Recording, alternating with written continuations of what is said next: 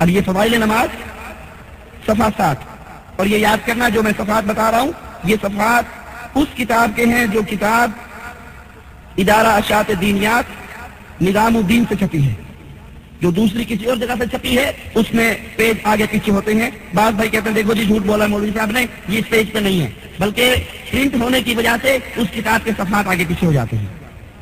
اب اس میں فرماتے ہیں شیخ عبد الواحد مشہور صوفیاء میں سے ہیں، خود کہتے ہیں مشہور صوفیاء میں سے، ان کی ساری دکانداری صوفیوں کے سر پہ ہی چلتی ہے۔ وہ صوفی جنہوں نے دنیا کو چھوڑا، وہ صوفی جنہوں نے اسلام کو توڑا، وہ صوفی جن کے ایسے گندے عقائد ہیں کہ وہ گندے عقائد ہندوؤں کے بھی نہیں ہے۔ جس طرح ہندو کہا کرتے تھے ہر کنکر میں شنکر ہے،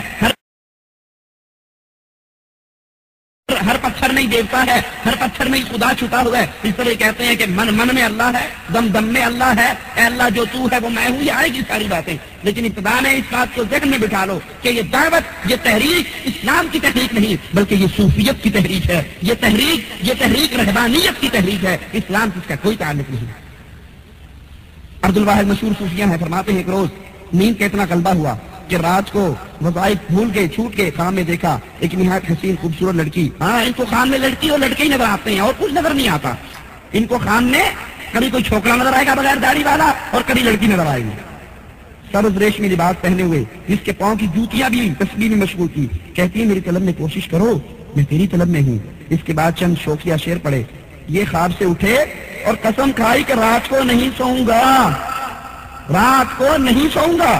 کہتے ہیں 40 برس تک صبح کی نماز عشاء کی وضو سے پڑھی۔ پہلی بات تو میں رات کو نہیں سوؤں گا۔ حضرت عائشہ کے پاس 3 صحابی آئے، نبی کا عمل پوچھا اور پھر انہوں نے قسمیں کھائی کہ نبی تو نبی ہیں، نبی کو تو اللہ نے اگلے پچھلے تمام غلطیوں سے معاف اور معصوم پیدا کیا ہے، لیکن ہم تو گناہگار نقصان ہیں، نبی کے مقام کو نہیں پہنچ سکتے۔ ایک نے کہا میں ساری رات جا کر عبادت کروں۔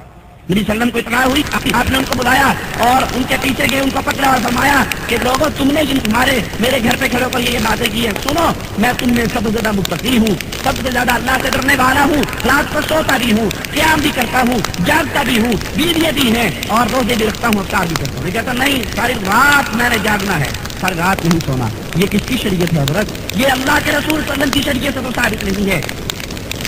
آگے کہتے ہیں کہ 40 برس تک صبح کی نماز عشاء کے وضو سے پڑھتے ہیں۔ نہ بیوی کے پاس، یہی تو رہبانیت کی دعوت ہے نا، نہ بیوی کے پاس جاؤ، نہ سونا ہے، اور 40 سال تک نہ ان کی ہوا خارج ہوئی، نہ ان کو اطلاع آیا، نہ ان کو نیند آئی ہے، اور کچھ بھی نہیں ہوا۔ 40 سال تک بس عشاء میں وضو کر لیتے اور وہی فجر میں کافر ہے۔ انا للہ و انا الیہ راجعون۔